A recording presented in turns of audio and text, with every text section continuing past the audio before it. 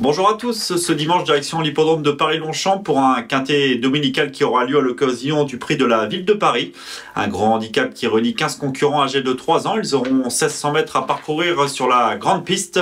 Un terrain qui est annoncé souple, qui tend à se raffermir en cette fin de semaine dans la capitale et un départ qui sera donné à 15h10. On débute avec le traditionnel tableau des partants. Avec en haut de tableau le numéro 1 Clavus, qui a montré des moyens dans les courses à condition.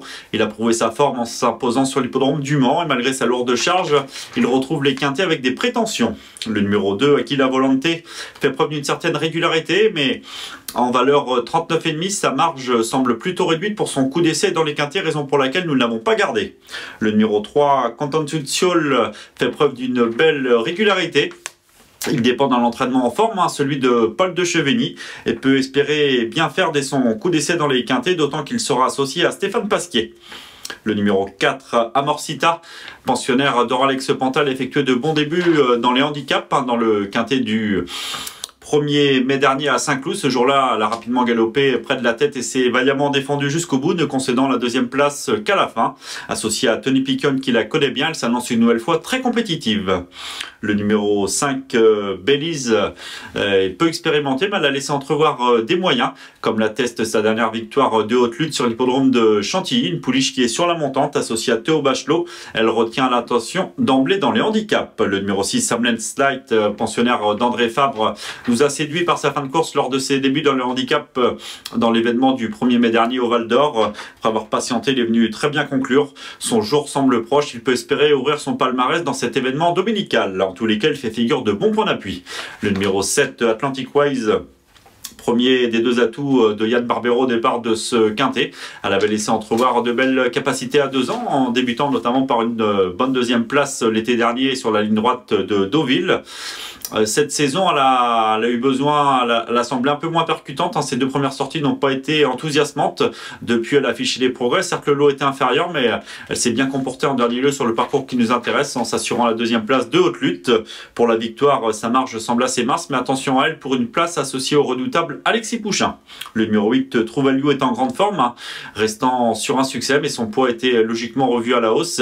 Et elle devra composer cette True Value avec son numéro 15 à la corde. Le numéro 9, Arpenter, aligne les bons classements et vient de trouver une juste compensation en ouvrant son palmarès à Saint-Cloud. Il monte de catégorie, mais associé à Maxime Guillon, il peut espérer bien faire d'emblée dans les grands handicaps. Le numéro 10, Love Kayan, autre atout de Yann Barbero au départ de ce quintet, a laissé entrevoir quelques moyens en province. Toutefois, sa marge semble assez mince pour son coup d'essai à ce niveau. On passe à la deuxième moitié de ce tableau avec le numéro 11, Parésia, dont la forme est certaine, mais qui monte sensiblement de catégorie, raison pour laquelle nous ne l'avons pas gardé. Le numéro 12, Abiat, attention, peut attirer les amateurs de bons outsiders. Elle avait joué de malchance lors de son avant-dernière sortie sur le Mail de Chantilly, ne pouvant trouver l'ouverture dans la phase finale alors qu'elle avait des ressources. Depuis, sur la piste de Longchamp, c'était sur la distance de 1300 mètres, elle a pris une bonne 3e place à l'issue d'un effort final remarqué. Le rallongement de la distance est susceptible de l'avantager, même si elle monte de catégorie, elle ne doit en aucun cas être négligée. Attention à cette Abiat, elle peut s'immiscer dans la bonne combinaison à Bellecote. Le numéro 13, Bonnie West, était imposé lors du meeting de Cagnes. C'était sur une distance plus longue et en terrain lourd. Elle n'a pu confirmer depuis et ne semble posséder qu'une chance secondaire avant coup. Le 14, Béjart, acquise à réclamer, n'a pas tardé à briller pour son nouvel entourage, notamment au niveau des réclamés, puis en dernier lieu en se classant en 3e d'un handicap remporté par Arpenter en bas de tableau. Pourquoi pas l'inclure en bout d'une combinaison élargie, même si nous l'envisageons avant le coup davantage pour une petite place que pour la victoire. Et enfin, on conclut avec le numéro 15, Iberia, à ne pas sous-estimer en bas de tableau. Elle vient de se classer 3e sur le parcours qui nous intéresse, échouant de haute lutte pour le premier accessible face à Atlantic West, qu'elle retrouve avec 2 kg d'avantage en bas de tableau, associé à Valentin Segui à l'issue d'un parcours favorable. Pourquoi pas compléter la bonne combinaison de ce quintet à Bellecote. On va désormais passer à notre nouvelle rubrique, le papier.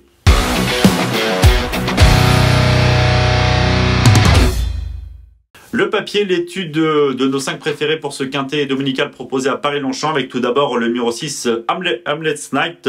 Nous le revoyons à l'image à l'occasion de la course référence le 1er mai dernier à Saint-Cloud dans le quintet prix de la Fouilleuse. Ce représentant de l'écurie Godolphin et Kazakh Bleu Toc Bleu, vous pouvez le revoir à l'image, avait patienté en queue de peloton. Il était encore parmi les derniers à l'entrée de la ligne droite avant de très bien conclure côté corde pour s'assurer la deuxième place sur le fil face à Amorcita, qu'il va retrouver en cette occasion. Cette Amorcita avec sa Kazakh noire étoile rose avait rapidement galopé au contact du groupe de tête et s'était très bien défendu jusqu'au bout, se montrant fort courageuse. Ces deux concurrents se retrouvent et semblent disposer d'une très bonne chance dans ce quintet. Hamlet Snake semble proche de sa course et peut espérer ouvrir son palmarès ce dimanche. En tous les cas, sa place est assurément à l'arrivée. Nous penserons également au numéro 1, Clavus, un pensionnaire de Pia et Joachim Brandt, qui a montré des moyens dans les courses à condition. Il avait offert une très belle réplique il y a plusieurs semaines à un certain Célestial, un pensionnaire de Stéphane Vattel sur la PSF de Chantilly. Par la suite, il n'avait pu confirmer dans un quintet disputé sur le sable cantilien, mais son numéro de corde avait été préjudiciable ce jour-là. Il avait patienté, il n'avait pu revenir dans une épreuve où les attentifs n'avait pas été à la fête. Depuis, il s'est imposé assez sûrement dans une course à conditions plutôt bien composée sur l'hippodrome du Mans. Il retrouve les handicaps en cette occasion, associé à Christiane Desmureaux et semble disposer d'une bonne chance. Le numéro 4, Amorcita, est en grande forme. On l'a vu à l'image tout à l'heure en terminant 3e, non loin d'Hamlet Light dans le quintet du 1er mai dernier à Saint-Cloud. Nous avons une stat à son sujet, c'est sa réussite avec Tony Piquion. 5 associations pour eux deux, pour 2 victoires et 3 places, soit 100% de réussite dans les 3 premiers. Avant le cours, rien ne s'oppose à ce qu'elle joue à nouveau un très bon rôle. Le numéro 9, Arpenteur, peut également jouer un bon rôle, ce pensionnaire de Christophe Ferland. Nous avons une stat à son sujet, c'est sa réussite depuis ses débuts. Il a couru à 6 reprises pour une victoire et 4 places, soit 83% de réussite dans les 3 premiers, donc un concurrent qui est très régulier. Il vient de trouver une juste compensation en ouvrant son palmarès dans un lot qui était certes inférieur, mais il l'a fait assez sûrement sur l'hippodrome de Saint-Cloud. Son poids a logiquement été revu à la hausse suite à ce succès, mais il peut à nouveau bien faire associé à Maxime Guyon. Enfin, nous penserons au numéro 5, Belize, une pensionnaire de Stéphane Vattel qui avait déjà montré des moyens à l'âge de 2 ans en s'imposant sur l'hippodrome de Cran. Après une rentrée profitable cette année, elle vient de renouer avec la victoire dans une course à conditions cantiliennes où elle s'est imposée de haute lutte. Elle semble prise à sa juste valeur et peut espérer bien faire cette pouliche perfectible dès son coup d'essai dans les handicaps. Nous allons désormais passer à notre nouvelle rubrique, Notre choix.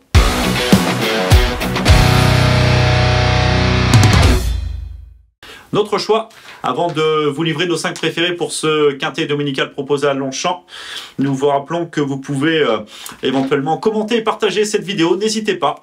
Nos 5 préférés donc ce dimanche dans le quintet proposé à Longchamp avec tout d'abord le numéro 6 Hamlet Night suivi de l'As Clavus, le 4 Amorcita, le 9 Arpenteur et enfin le numéro 5 Belize.